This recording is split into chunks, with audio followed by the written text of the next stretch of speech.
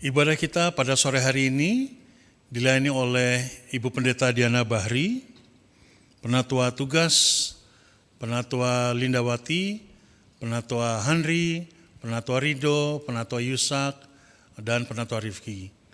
Pemimpin pujian Ibu Siska, pemandu pujian Bapak Yosep, Saudara Franz dan Ibu Jessica, pengiring pujian Penatua Sisila and Friends, pengisi pujian Paduan Sa Priscilla, multimedia dan sound system, Pak Penatua Feli, Saudari Jemima dan Saudara Michelle. Majelis dan Jemaat GKI Cipinang Elok mengucapkan banyak terima kasih atas pelayanan Bapak dan Ibu saudara-saudari sekalian. Sebelum memulai ibadah, marilah kita siapkan hati dan pikiran kita dengan bersaat teduh sejenak.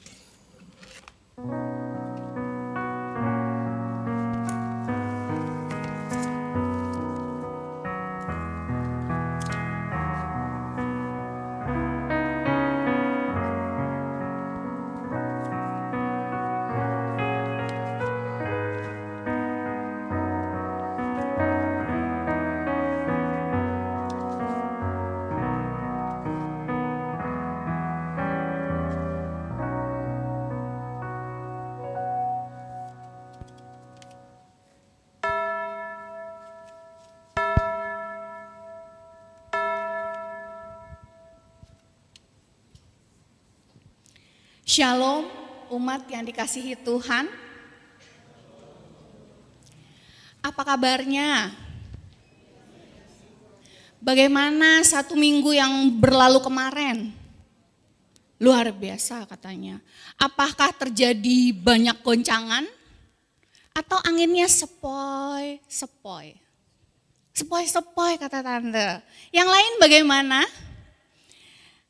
Guncangan hebat. Namun apapun yang terjadi, saudara-saudaraku yang terkasih, Bapak dan Ibu, apakah kita sadar bahwa 1 minggu berlalu itu penuh dengan pemeliharaan Tuhan? Buktinya kita bisa sampai di rumahnya ini dalam keadaan yang baik-baik saja. Guncangan yang hebat itu terjadi, tapi kita baik-baik saja. Ataupun pekerjaan berjalan dengan baik, bisnis berjalan baik, apakah itu suatu keberuntungan? Apakah kita luput dari malapetaka dan bahaya? Apakah itu juga suatu keberuntungan? Kita mau memahami dan mengimani bahwa itu semua bukan keberuntungan, tapi pemeliharaan Tuhan yang nyata dalam hidup kita. Oleh karena itu, umat Tuhan yang kami kasihi, saat ini kita mau berbakti di hadapan Tuhan. Mari kita bangkit berdiri, kita nyatakan syukur kita mau bermazmur bagi Tuhan, kita mau menyatakan lagu, nyanyikanlah mazmur bagi Tuhan. Kita boleh bertepuk tangan dan memuji Tuhan dengan hati yang penuh sukacita.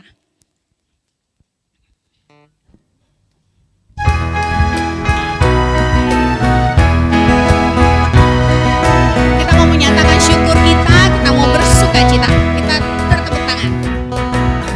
Nyanyikanlah mazmur bagi Tuhan atas segala kebaikannya. Angkatlah suaramu, naikkan puji atas kasih-Nya yang besar. Mainkan kecapi lagu-lagu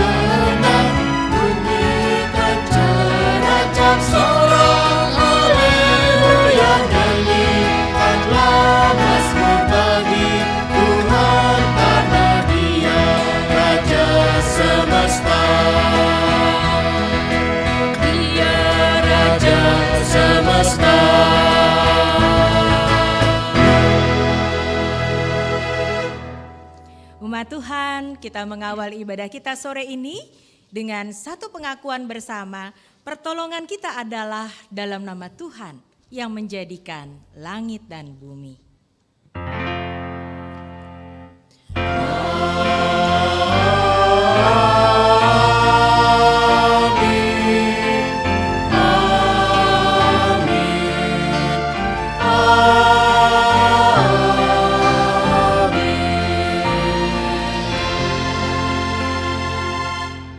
Tuhan beserta saudara sekalian. Dan beserta saudara juga.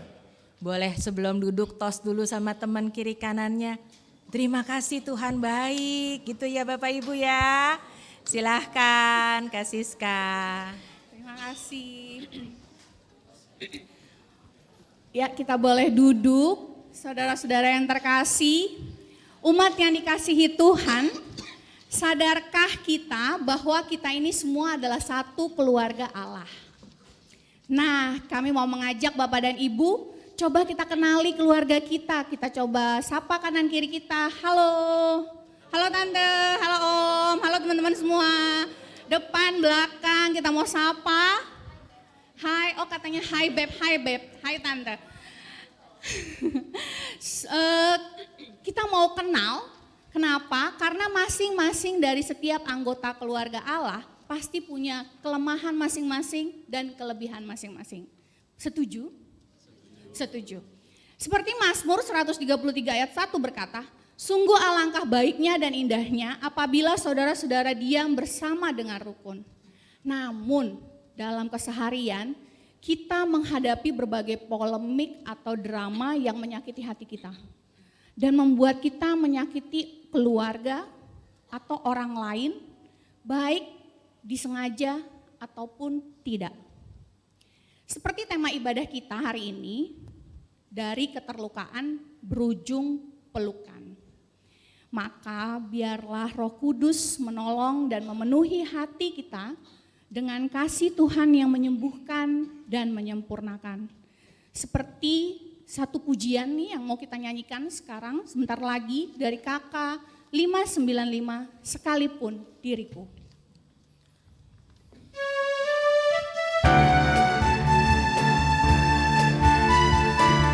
Jika ingin bertepuk tangan, dipersilahkan.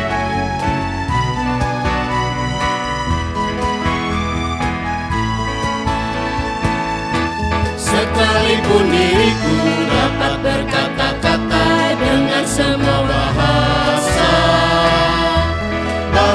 manusia dan bahasa malaikat ataupun yang lainnya.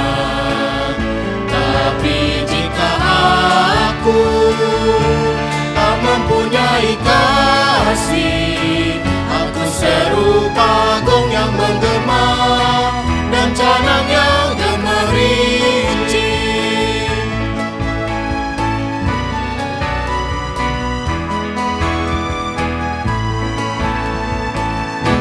Sekalipun diriku memiliki karunia bernubuat, sekalipun diriku punya iman sempurna untuk pindahkan gunung, tapi jika aku tak mempunyai kasih, tiada berguna lagi diriku, tiada berguna diriku, tiada berguna lagi diriku, tiada berguna diriku.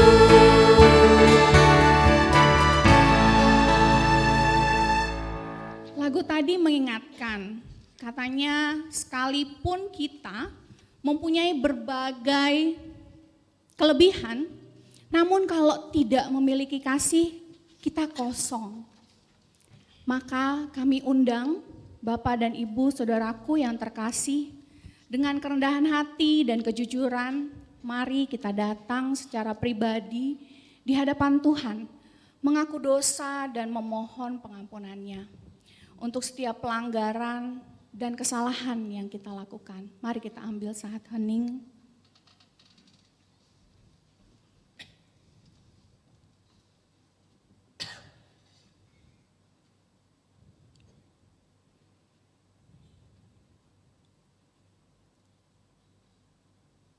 Ya Yesus Kristus Tuhan kami, saat ini kami datang di hadapan-Mu mengakui segala dosa dan pelanggaran yang kami lakukan. Kami mengakui seringkali menyimpan luka, dendam, dan kepahitan yang enggan untuk kami lepaskan. Atau bahkan kami menjadi sumber luka bagi sesama kami.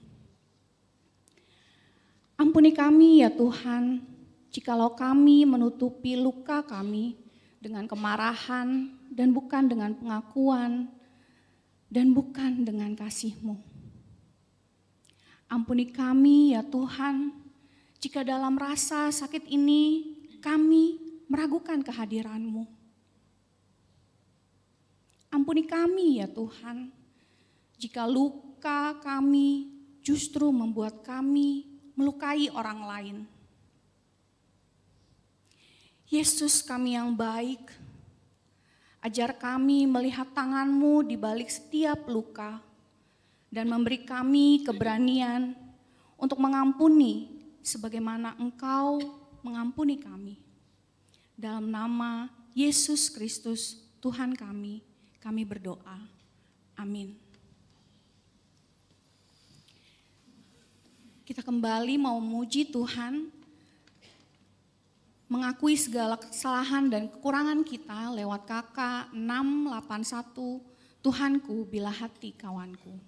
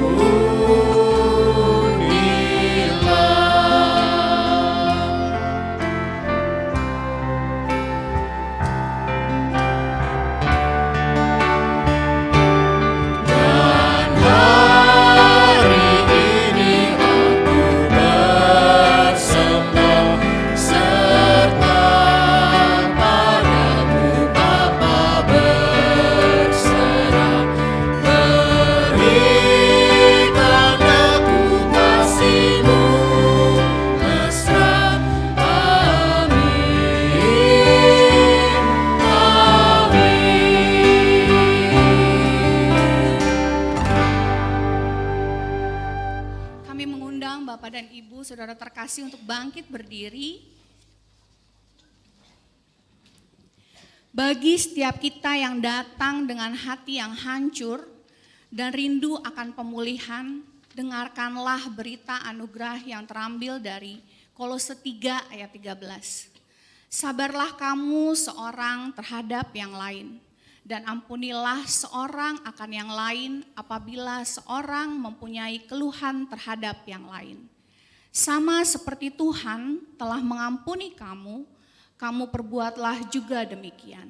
Di dalam Kristus engkau telah diampuni. Di dalam Kristus engkau pun telah diampuni. Damai Kristus bagimu. Damai Kristus bagimu juga. Bapak dan Ibu yang terkasih, setelah kita menerima berita anugerah Tuhan, kita merasakan kasih Tuhan yang luar biasa. Mari kembali kita menyapa saudara-saudara atau keluarga kita terkasih dalam Tuhan dengan memberikan senyum terbaik sambil bernyanyi bersukacitalah selalu. Senyum terbaik ya.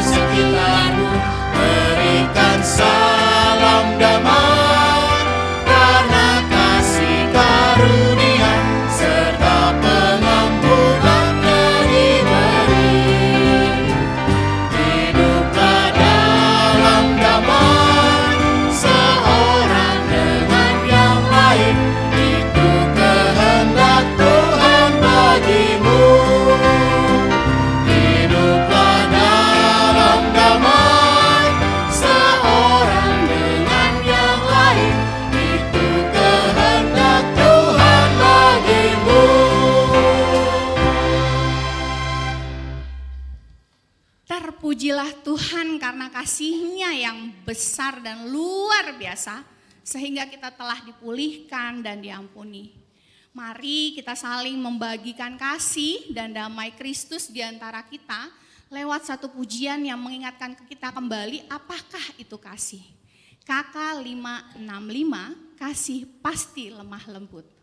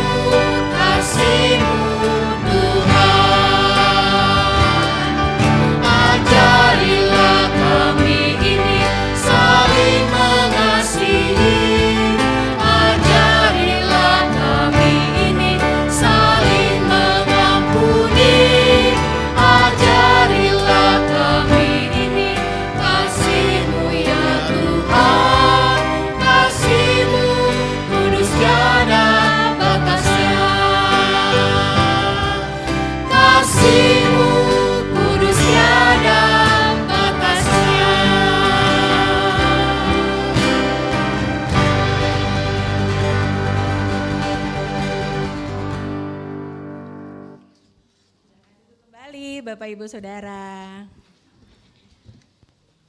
kita mau belajar mengasihi dan kita mau melakukan itu dengan kekuatan Roh Kudus berdasarkan firman yang hari ini kita renungkan. Mari kita berdoa. Bapak yang baik, Bapak yang sudah mengajarkan kami tentang kasih, Bapak yang memberikan teladan dan bukti bahwa Engkau begitu mengasihi kami. Terima kasih ya Tuhan, kami mau terus belajar karena kami sadar kami punya banyak kekurangan. Kami punya banyak keterbatasan. Kami mohon ketika kami mau membaca Alkitab, merenungkan bersama, Roh-Mu yang kudus menguatkan kami. Untuk kami diberikan kesempatan melakukan selagi kami masih hidup. Supaya firman Tuhan ini betul-betul kami terapkan dalam keseharian kami. Tolong kami ya Tuhan, karena kami boleh bersyukur, diberi kesempatan melakukan kebenaran Tuhan selama Engkau menyertai kami di dunia ini. Terima kasih ya Tuhan untuk Alkitab yang akan kami baca. Kalau sebentar kami mau merenungkannya, tolonglah akan pelayan firman-Mu. Jagai dia dalam berkata-kata, dan biarlah apa yang Tuhan kehendaki, itu yang boleh disampaikan. Kami berdoa dan memohon, terangi hati dan pikiran kami, mampukan kami berkonsentrasi hanya dengan kuat kuasa Roh-Mu yang kudus saja. Dalam nama Tuhan Yesus, firman yang hidup dan menjadi manusia, kami sudah berdoa. Amin. Bapak Ibu, kita mau baca Alkitab, dari handphone juga boleh, tapi hari ini saya mau mengajak kita membaca bagian TB2 dari Kejadian 45. Mari kita bangkit berdiri, saya mengundang kita bangkit berdiri dan saya akan membacakan Kejadian 45 mulai ayat pertama sampai ayat ke-15. Menurut TB2, Lembaga Alkitab Indonesia memberikan judul Yusuf memperkenalkan dirinya kepada saudara-saudaranya. Yusuf tidak dapat lagi menahan hatinya di hadapan semua hambanya, lalu ia berseru, "Suruhlah semua orang keluar dari sini." Maka tidak ada seorang pun yang tinggal di situ bersama Yusuf ketika ia menyatakan dirinya kepada saudara-saudaranya. Lalu ia menangis keras-keras sehingga kedengaran oleh orang Mesir dan seisi istana Fir'aun pun mendengar tentang hal itu. Kata Yusuf kepada saudara-saudaranya, "Aku ini Yusuf, masih hidupkah ayah?" Tetapi saudara-saudaranya tidak dapat menjawabnya sebab mereka terperanjat ketakutan di hadapannya. Kemudian Yusuf berkata kepada saudara-saudaranya itu, "Mendekatlah kepadaku." Lalu mereka pun mendekat. Katanya lagi, "Aku ini Yusuf, saudaramu yang kamu jual ke Mesir.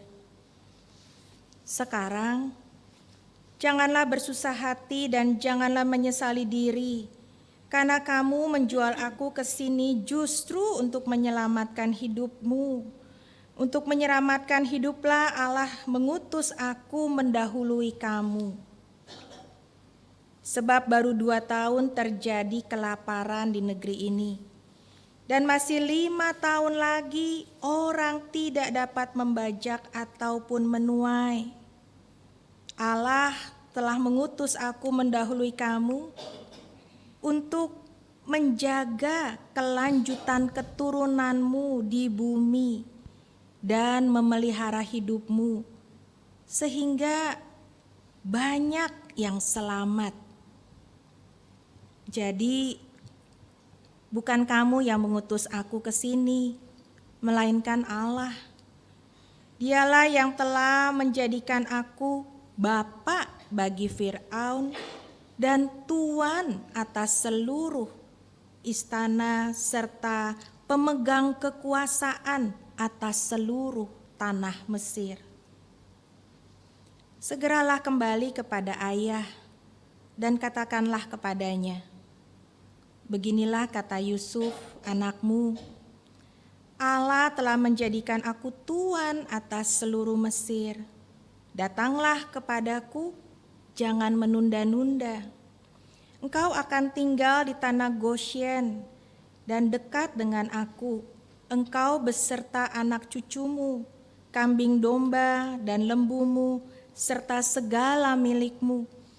Di sana aku akan memelihara engkau, sebab masih 5 tahun lagi kelaparan ini, supaya engkau jangan jatuh miskin bersama seisi rumahmu dan semua orang yang ikut dengan engkau. Kamu dan saudaraku Benyamin melihat dengan mata kepala sendiri bahwa mulutku sendiri mengatakannya kepadamu. Ceritakanlah kepada ayah segala kemuliaanku di negeri Mesir ini dan segala yang telah kamu lihat. Kemudian segeralah bawa ayah ke sini. Lalu dipeluknya Benyamin, adiknya itu, sambil menangis. Dan Benyamin pun menangis pada bahu Yusuf. Yusuf mencium semua saudaranya dan menangis pada bahu mereka. Sesudah itu barulah saudara-saudaranya bercakap-cakap dengan dia. Sampai demikian jauh pembacaan Alkitab kita. Berbahagialah setiap orang yang mendengarkan firman Allah dan yang memeliharanya. Haleluya.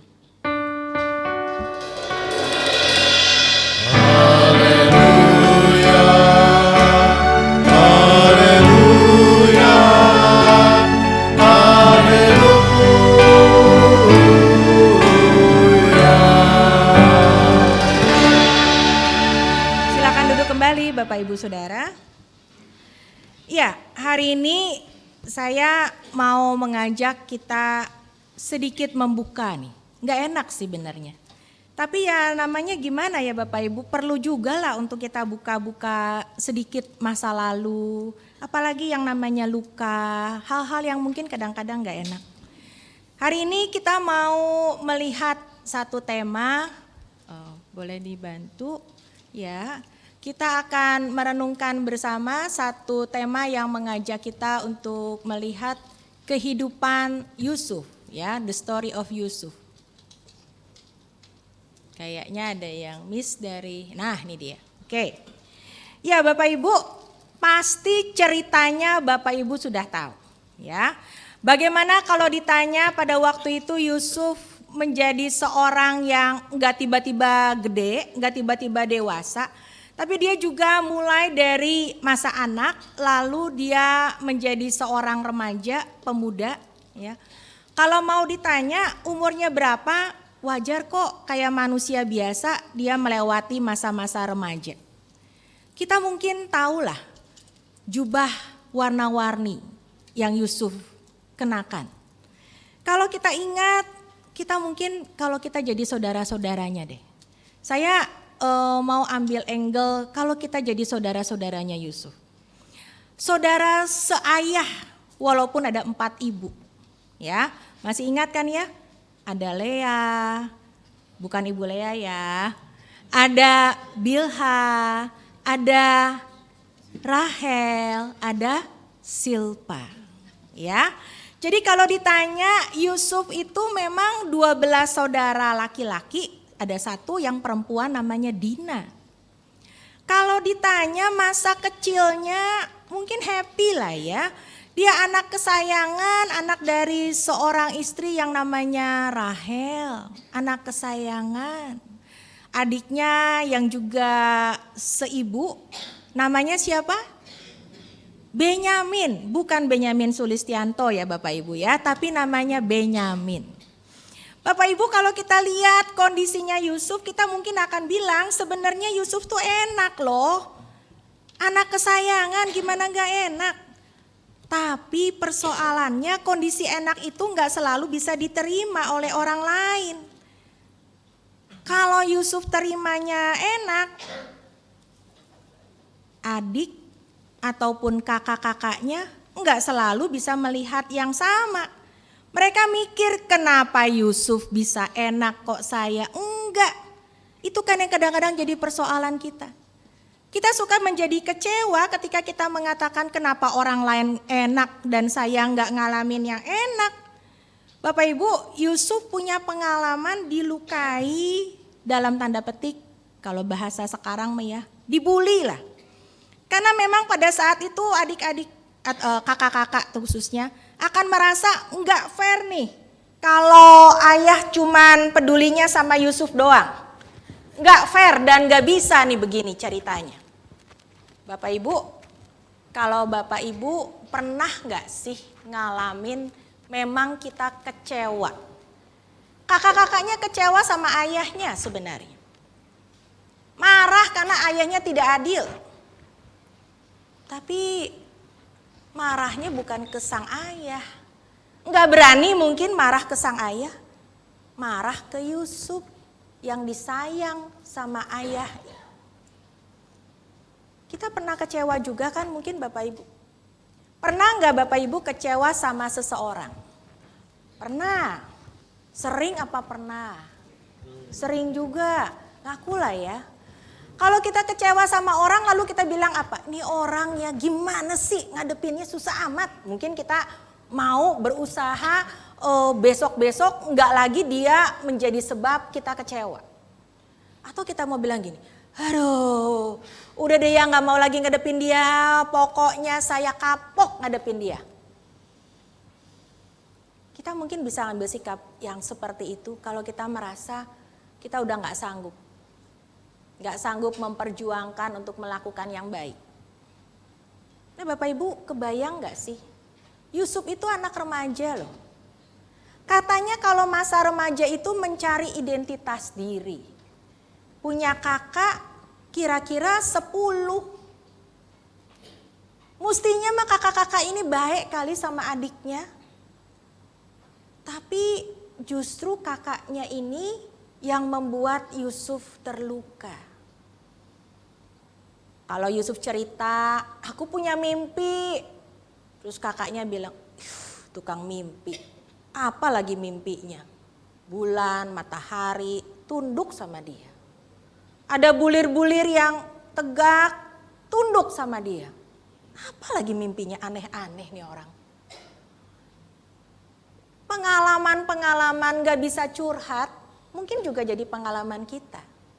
Curhat sama temen lebih enak. Curhat sama saudara bisa dibully. Pernah begitu? Mudah-mudahan kagak ya. Ya, Bapak Ibu, kalau kita curhat sama temen atau sama saudara tentang bangsa negara, pernah nggak kita juga pernah merasa kecewa dengan bangsa negara kita? Sering. Kalau Bapak Ibu baca wasiat, saya cuma mau bacain sedikit. Ini satu alinea dari 14 Agustus kemarin. Dari tahun ke tahun negara kita tidak pernah sepi dari berita tentang pejabat yang korup, tertangkap tangan, bahkan semakin marak penyelewengannya yang mencapai triliunan rupiah. Para analis publik memandang bahwa tindakan korup itu kompensasinya biaya politik yang memang tinggi untuk mencapai kekuasaan. Sebagian orang juga melihat bahwa kekuasaan itu adalah kesempatan untuk memperkaya diri sendiri. Bukan untuk mendistribusikan kasih, keadilan, apalagi rahmat Allah. 14 Agustus kemarin, Pendeta Nanang yang menuliskan kalau Bapak Ibu membaca wasiat. Jadi kalau kita bilang orang suka memperalat kekuasaan karena juga memperolehnya gak gampang. Kalau udah jadi penguasa suka juga memperalat orang lain. Kita bisa kecewa, itu kenyataan. Tapi Bapak Ibu apakah ketika kita merasa kecewa lalu kita bikin apa nih? So what? Tadi pagi saya cerita seorang teman, sebenarnya saya baru kenal itu ketika di Cipinang Elok ya. Beliau itu udah senior banget waktu itu wakil ketua MJ. Dia mengatakan sama saya, darahmu itu darah Indonesia. Kalau ini ditoreh, ini tetap merah putih. Bukan karena seragam ya Bapak Ibu ya. Ini ibu-ibu sebentar lagi mau nyanyi. Itu kira-kira tahun 95-96. Beliau mengatakan itu. Dan dia juga seorang yang mengatakan hal sama kepada anak-anaknya. Anaknya yang perempuan, anak yang paling tua, ya beda-beda tipis umurnya sama saya. Anak yang kedua laki-laki. Tapi kemudian ketika peristiwa 97, 98, ia juga dia harus mengatakan saya harus melindungi keluarga dan dia membawa anak-anak itu pergi ke negara yang lain. Mereka sekolah, menyelesaikan kuliah, sampai 2000 awal lalu sekitar saya lupa 2005-2006 gitu. Bapak itu kemudian bilang lagi, sekarang saya juga ngomong nih, saya juga nggak bisa membawa anak-anak saya kembali, sekalipun saya cinta Indonesia. Tapi saya nggak bisa paksa anak-anak saya untuk kembali ke Indonesia. Karena mereka pernah kaget dengan peristiwa-peristiwa 96, 97, 98. Trauma. Nah Bapak Ibu saudara-saudara, kita kecewa lalu kita kabur. Ini kenyataan kan, melindungi diri. Kita kecewa lalu kita bilang stop, saya gak mau urusan sama dia, gak kenal, musuhan, apapun lah. Kita kecewa lalu kita coba bikin pasukan, ini bahasa saya Bapak Ibu. Ayo kita hasut supaya orang benci dia juga. Karena saya pernah marah sama dia. Atau saya dibikin sakit hati sama dia. Itu yang saya pakai katakan, bikin pasukan. Ya. Pasukan sakit hati. Ajak orang lain untuk juga musuhin orang yang ini. Kita kecewa lalu kita bisa bikin apa? Kita bisa bilang, oh kalau begitu sekarang saya mau lihat. Emangnya dia benar? Kita akan jadi orang paling kritis untuk mengatakan, tuh kan kamu juga gak becus kan? Kamu juga salah kok. Itu karena kita kecewa. Kita menjadi orang yang begitu menjaga garis, ya, memperhatikan, observer banget lah. Atau mungkin banyak hal lain. Tadi pagi saya juga tanya nih, berani gak kecewa sama Tuhan? Bapak Ibu pernah gak kecewa sama Tuhan? Bener nih, masa diem-diem aja sih, kita gak pernah kecewa ya sama Tuhan ya? Pernah, betul. Tadi pagi yang di atas jawab, gak berani katanya gitu kecewa sama Tuhan. Bapak Ibu ada satu ilustrasi yang saya yakin Bapak Ibu udah tahu. Ada seorang tukang cukur, ya. Dan kebetulan saya baru ke tukang cukur nih Bapak Ibu ya. Saya baru mendekin rambut kemarin ya. Tukang cukur ini diajak untuk ngobrol. Kamu tahu nggak sih kalau Tuhan itu baik? Jadi pelanggannya tuh ngobrol sama tukang cukur ini. Lalu tukang cukur ini bilang, saya nggak mau pusing sama Tuhan. Pokoknya yang saya tahu adalah saya kerja. Kalau saya kerja, saya dapat uang. Saya bisa menghidupi keluarga. Kalau Tuhan itu baik, apa buktinya? Enggak ada kok buktinya. Nah orang ini juga bikin hal yang sama ya Bapak Ibu ya. Masih tahu kan ceritanya? Orang ini bilang, saya gak percaya ada tukang cukur. Tuh, coba nongok jalan. Masih banyak orang yang berantakan rambutnya, gondrong lagi. Kalau tukang cukur itu ada, mestinya gak boleh ada orang gondrong. Gak boleh ada orang yang berantakan rambutnya. Bapak Ibu, pasti kenal kan ilustrasi itu? Kadang-kadang kita suka bilang gini, kita kecewa sama Tuhan. Tapi toh terus kita mau bilang apa? Gak boleh gitu kita kecewa sama Tuhan. Atau kita mau bilang gini, Tuhan salah kan? Kenapa gak dengar doa saya sih? Kita mau bilang apa?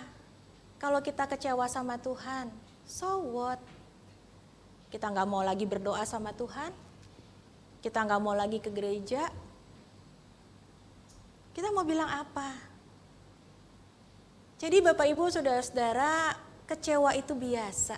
Setuju gak Bapak Ibu? Kecewa itu biasa. Kecewa itu gimana ya? Mau dibilang selalu ada sih kita gak berharap.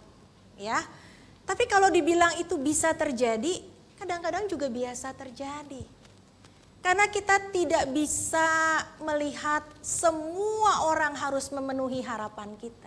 Termasuk Tuhan harus memenuhi harapan kita. Tapi Bapak Ibu balik lagi nih. Kalau waktu remaja Bapak Ibu mengalami apa yang terjadi pada Yusuf. Kecewa banget gak sih? 10 kakak seayah membuli aku sedemikian rupa. Kecewa banget. Marah, mungkin marah. Tapi persoalannya Yusuf sendirian, kakak-kakaknya 10. Gimana dong? Nah inilah Bapak Ibu pengalaman pahit, terluka yang kita tahu menjadi pengalaman seorang remaja yang namanya Yusuf. Pasti tidak gampang untuk dia melewati saat-saat itu. Saya gak mau cerita panjang, yang di paling kiri itu boleh ditolong MM? Ya, jubahnya ya yang tadi saya sempat singgung, bapaknya cuma ngasih sama Yusuf. Tapi apa yang kemudian dilakukan oleh kakak-kakaknya? Wah, tuh si tukang mimpi datang mengunjungi kita, kesempatan. Kita bawa dia ke sumur kering. Kita kan gak kepengen dia ada lagi, apalagi cerita mimpi-mimpinya.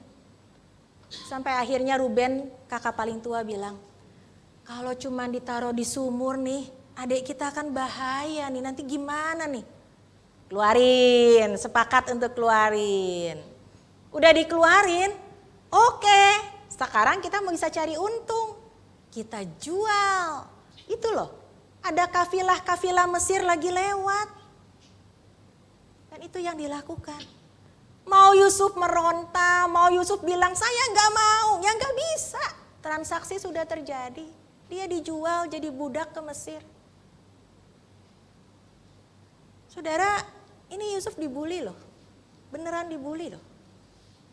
Sampai di Mesir kita pasti tahu dia kerja di rumah seorang Imam Potifar, tapi dia dikhianati juga ya, dicobai oleh Tante Poti, masuk penjara, sampai di penjara dia dilupain sama temennya, padahal dia nolongin temennya. Sampai akhirnya temennya kemudian ketika punya jabatan ya di istana Firaun, baru ingat. Oh, dulu ada seorang teman saya yang bisa menjelaskan mimpi. Pasti dia juga bisa nih menjelaskan mimpinya Firaun. Saat itulah Yusuf keluar dari penjara. Bapak Ibu, kalau kita jadi Yusuf, ini balik lagi loh, remaja dan pemuda. Usianya masih muda. Lalu dia sekarang diangkat jadi, kalau tadi kita baca Alkitabnya ya, penguasa atas Mesir. Kalau bahasanya kita suka bilang, ya perdana menteri lah, selain ada Firaun gitu kan, selain ada raja. Bapak Ibu, kira-kira mau bikin apa? Yusuf kedatangan tamu, saudara-saudaranya. Bukankah ini kesempatan untuk dia balas dendam? Udah membuli, menjual. Ternyata tidak. Bukan itu yang dilakukan Yusuf. Yang dia lakukan adalah, tadi kita membaca, dia suruh semua hamba orang Mesir pergi meninggalkan ruangan. Dan dia nangis memperkenalkan dirinya. Inilah aku Yusuf yang telah kamu jual. Dan ternyata Tuhan punya rencana. Bukan karena kamu, tapi karena Allah punya rencana. Bapak Ibu saudara-saudara, cerita ini akhirnya membawa kita pada tema ini. Dari keterlukaan berujung pada pelukan. Yusuf tidak memilih balas dendam.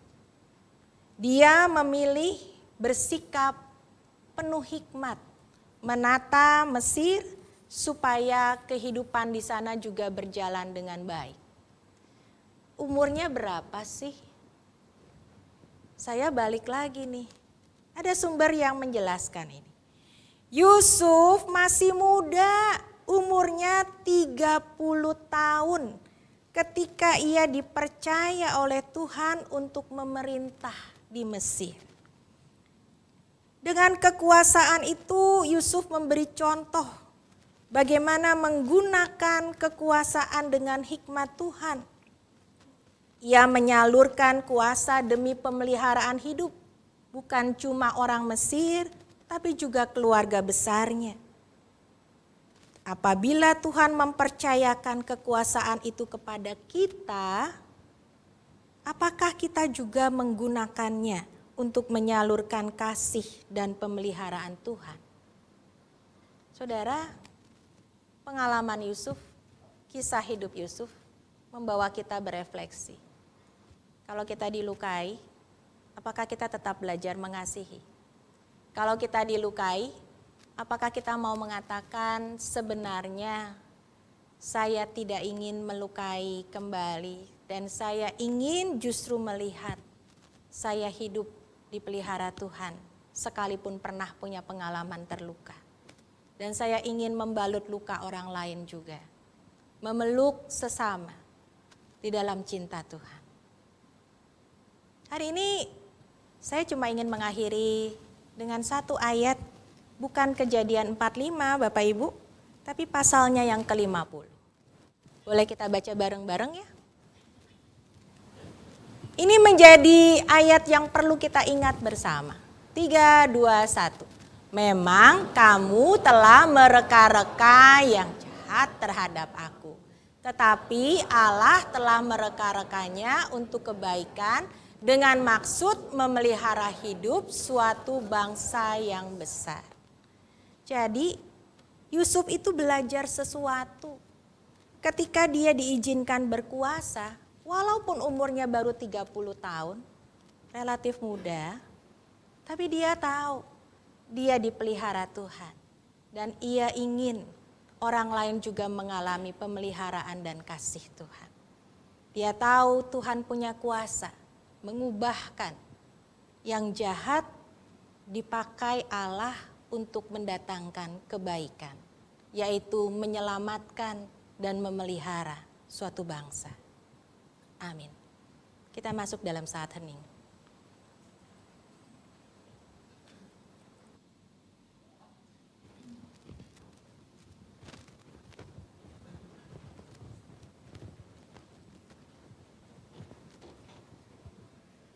Paduan suara Priscilla dipersilahkan.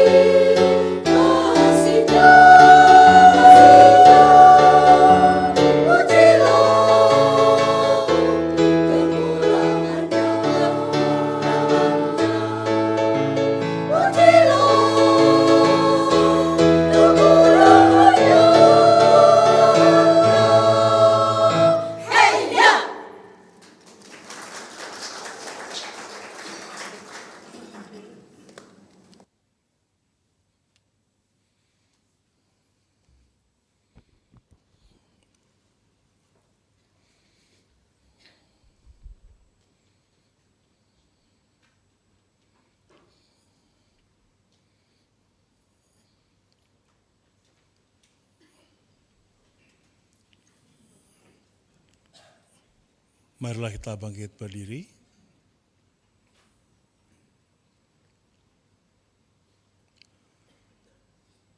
Bersama-sama dengan umat Allah di masa lalu, masa kini, dan masa depan, marilah kita mengucapkan pengakuan iman rasuli demikian.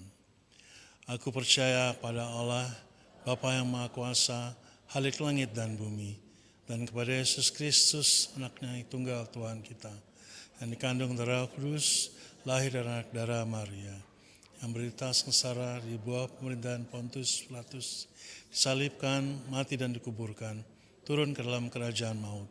Pada hari yang ketiga, bangkit pula dari antara orang mati, naik ke surga, duduk di sebelah kanan Allah, Bapa yang Maha Kuasa.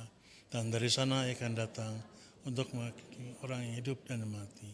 Aku percaya pada Roh Kudus, Gereja yang kudus dan persekutuan orang kudus, pengampunan dosa, kebangkitan orang mati, dan hidup yang kekal. Amin. Umat dipersilakan duduk.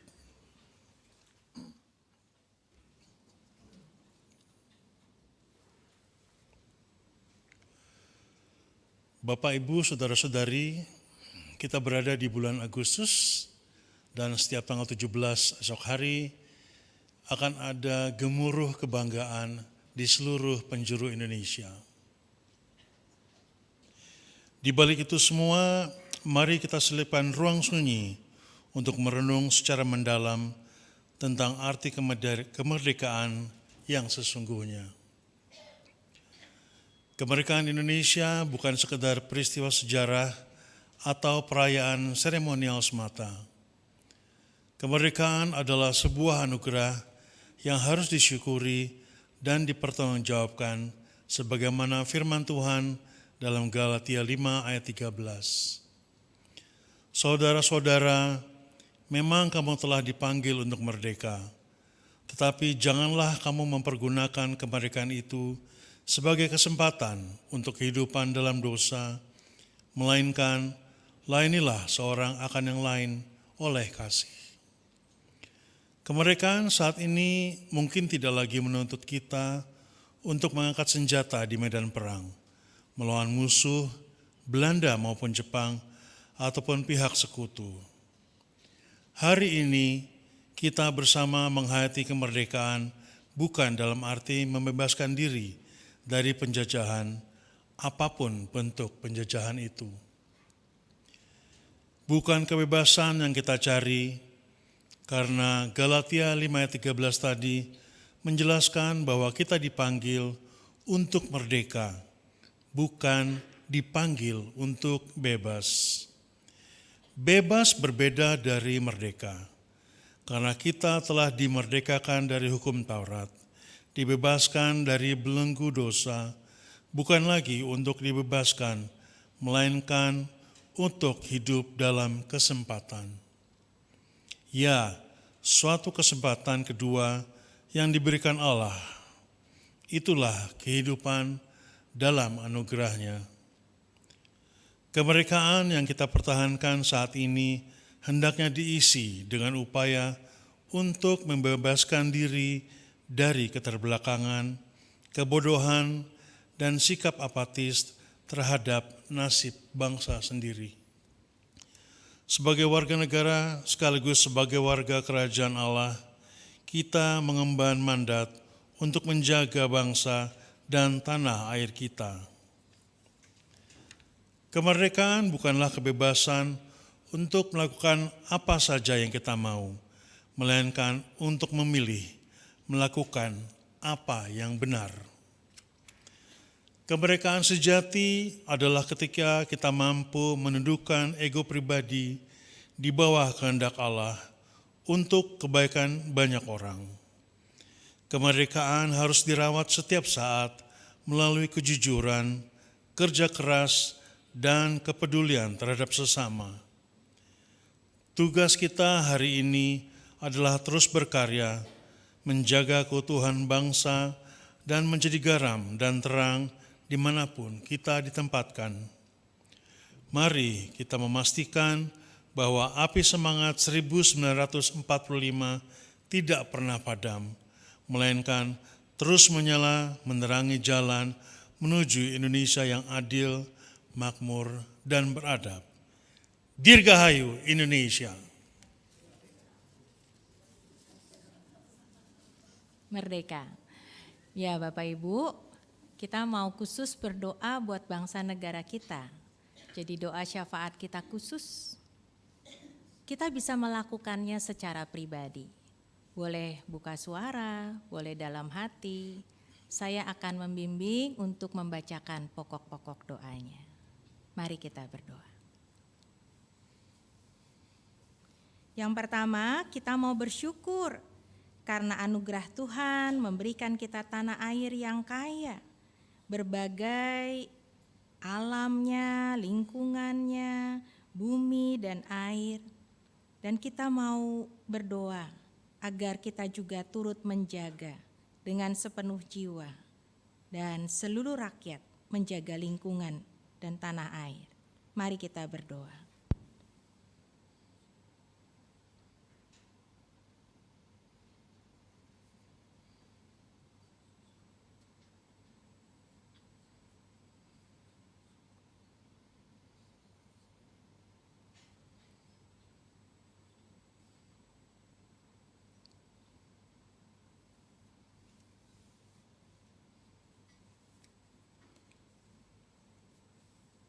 Yang kedua, kita mau berdoa bagi pemimpin negara kita. Mereka juga penata layan, baik itu yang ada di provinsi, di berbagai daerah, maupun yang ada di pusat. Kita mau berdoa dan menyerahkan juga lembaga-lembaga yang ada. Lembaga peradilan, lembaga konstitusi. Kita berdoa buat para pemimpin, penata layan bangsa negara kita. Mari kita berdoa.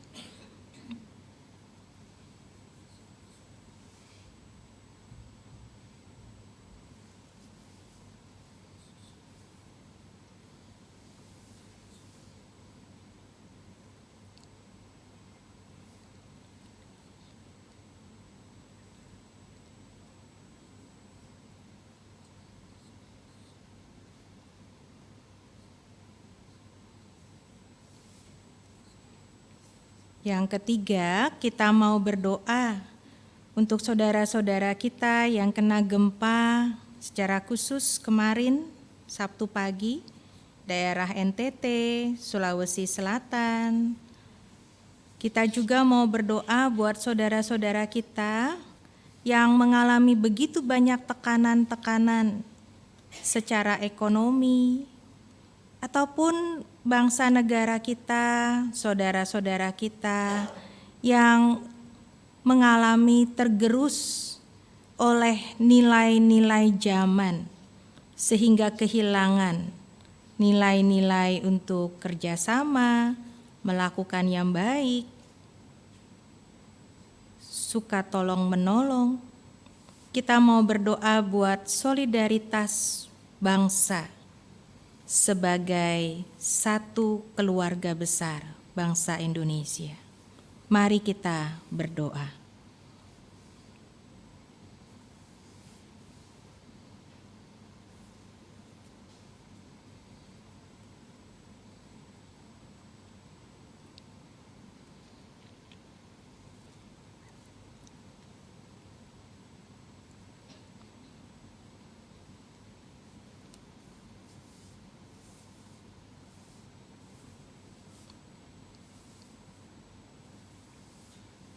Dan yang terakhir, kita mau mohon kekuatan kepada Tuhan supaya kita bisa terus mampu berkarya, hidup di tengah bangsa negara kita dengan tetap menjaga iman, dengan tetap memberi teladan yang terbaik, menjadi terang dan saksi Tuhan buat bumi pertiwi. Mari kita berdoa.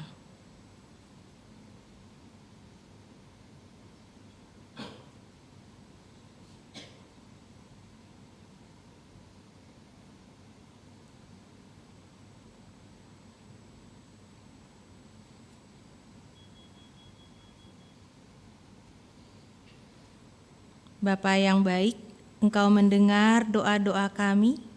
Terimalah dan kabulkanlah seturut dengan kehendak-Mu. Inilah kami menyerahkan doa kami di dalam nama Tuhan Yesus yang sudah mengajarkan kami berdoa.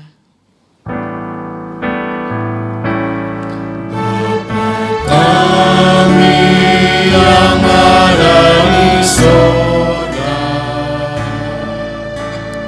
dikuduskanlah nama-Mu,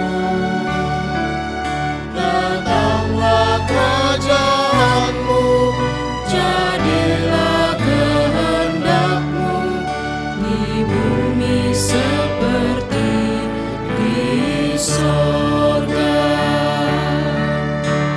Beri kami hari ini makanan yang secukupnya. Ampuni salah kami seperti kami ampuni yang bersalah pada kami. Jangan bawa kami dalam pencobaan, melainkan lepaskan kami dari yang jahat. Sebab Kaulah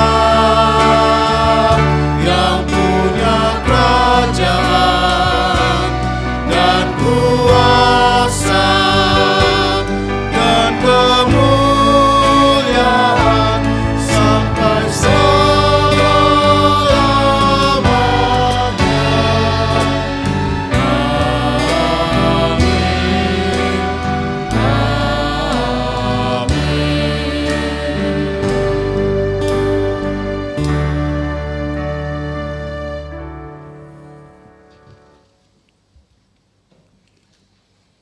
Tiba saatnya kita memberikan ungkapan syukur atas kasih Tuhan yang memulihkan hidup kita dan jadikan juga hidup kita persembahan yang hidup dengan menjadi saksi Kristus bagi saudara-saudara kita.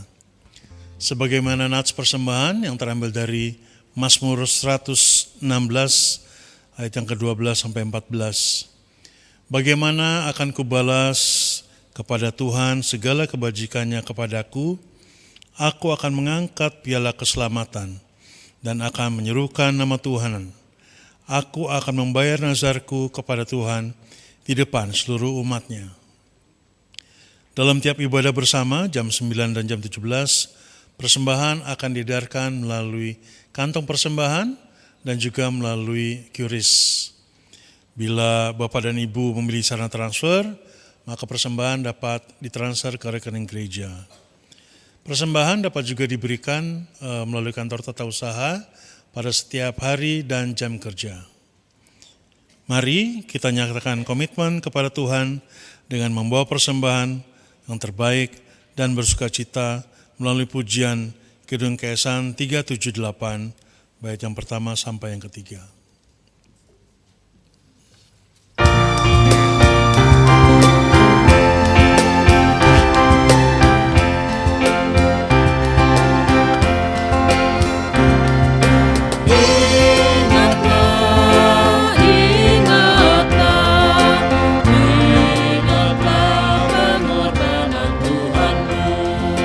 Hidupku diselamatkan olehnya, kini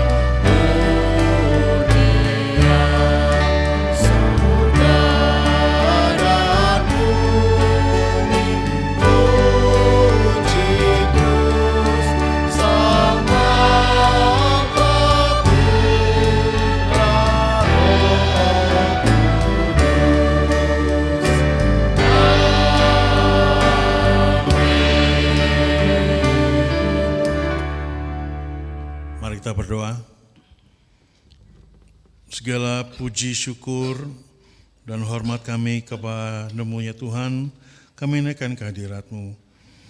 Terimalah persembahan ini sebagai salah satu ungkapan syukur kami kepadamu.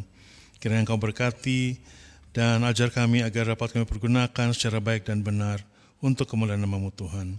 Di dalam nama Tuhan Yesus kami telah berdoa dan bersyukur. Amin.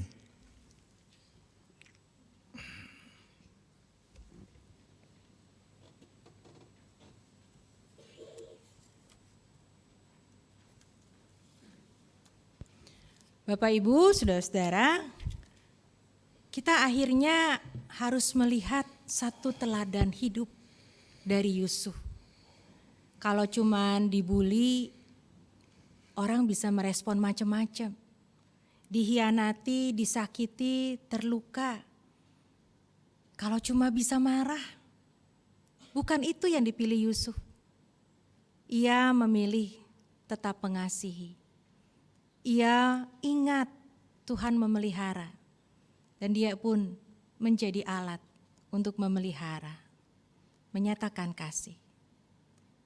Saudara, ini perintah buat kita bersama-sama melakukan seperti yang sudah Yusuf teladankan. Perintah baru.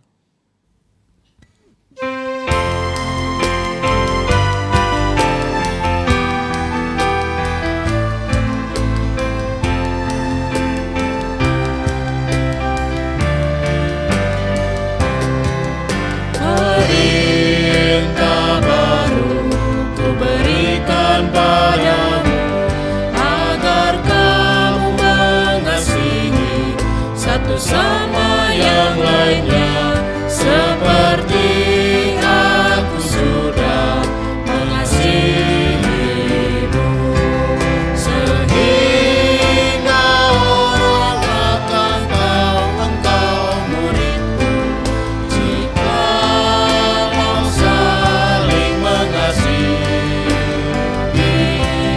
sehingga orang akan tahu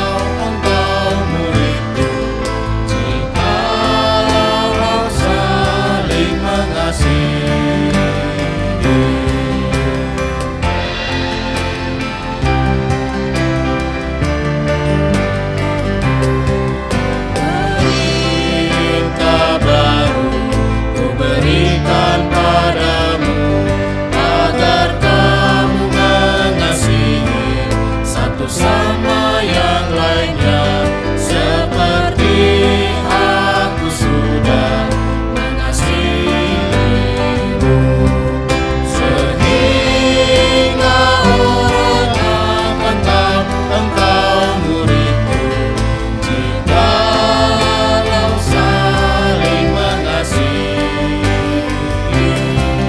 sehingga orang akan tahu engkau muridku, jikalau saling mengasihi.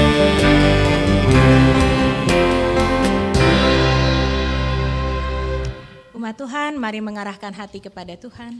Kami mengarahkan hati kami kepada Tuhan. Jadilah saksi Kristus. Syukur kepada Allah, Terpujilah Tuhan. kini dan selamanya. Kita melanjutkan ibadah kita tiap-tiap hari. Kita meninggalkan tempat ini diiringi berkat Tuhan. Kiranya Allah Bapa Sang Sumber Rahmat menyapa saudara dengan sapaan kasih-Nya hari demi hari. Kiranya Kristus Sang Terang menerangi langkah saudara sehingga tidak mudah tersesat.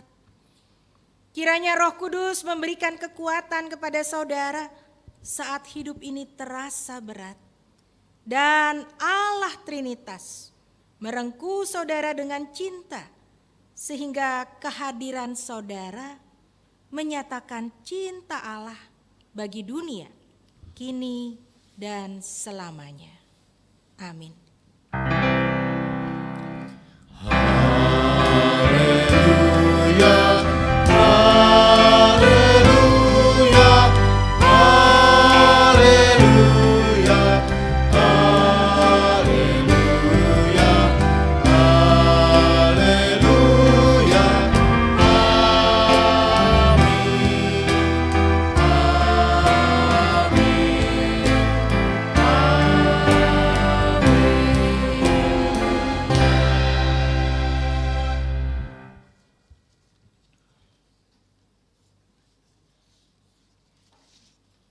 Bapak, Ibu, saudara terkasih, mari dengan hati yang siap dan penuh sukacita kita kembali bernyanyi KK 106 Perintah Baru. Perintah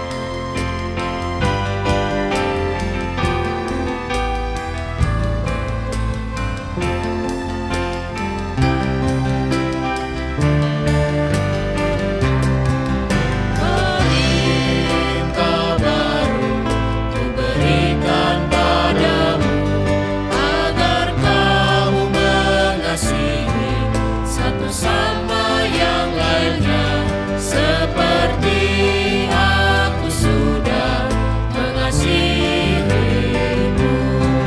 Sehingga orang akan tahu engkau muridku, jikalau saling mengasihi. Sehingga orang akan tahu engkau muridku, jikalau saling mengasihi.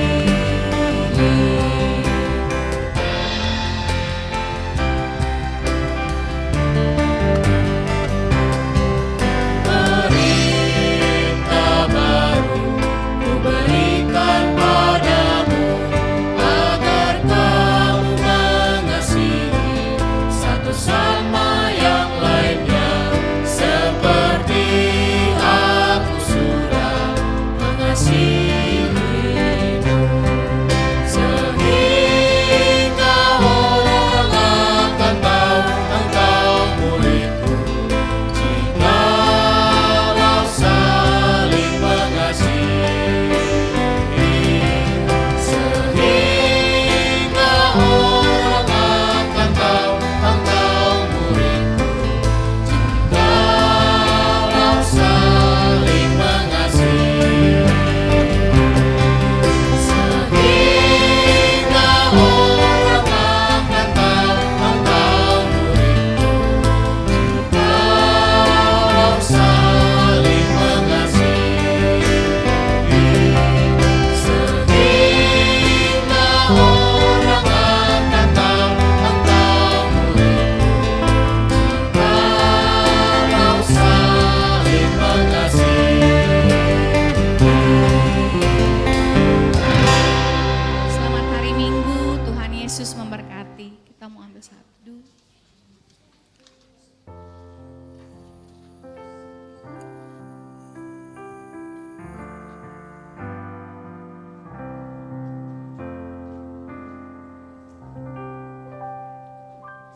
Sebelum meninggalkan gereja, kami ingin mengingatkan untuk kegiatan sepekan kita.